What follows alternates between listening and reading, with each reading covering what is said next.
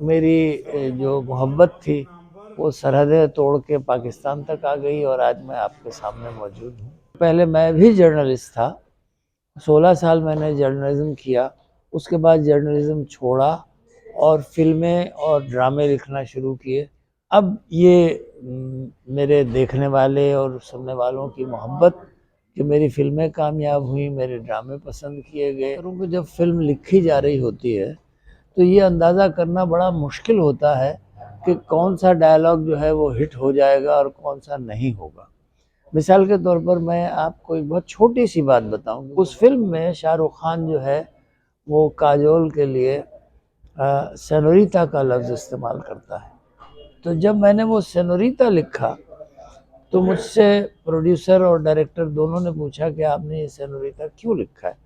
تو میں نے مذاق میں کہا کہ اس لیے کہ مجھے کاجل کا فیس جو ہے وہ بڑا اسپینش فیس دکھائی دیتا ہے، مجھے لگتا ہے کہ ان کے بیک گراؤنڈ کچھ اسپینش جیسا ہے، تو اس لیے میں نے سینوریتا لکھا۔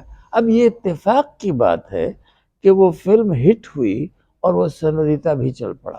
جب فلم ہٹ ہوتی ہے تو اس کے ڈائلاگ بھی ہٹ ہو جاتے ہیں۔ اس کی دو بہت بڑی مثالیں آپ کے سامنے موجود ہیں، ایک ہے مغل اعظم جس کا ایک ایک مکالمہ لوگوں کو یاد ہے، اور دوسرا ہے شعلے جس کا ہر مکالمہ ایک محاورہ بن گیا ہے۔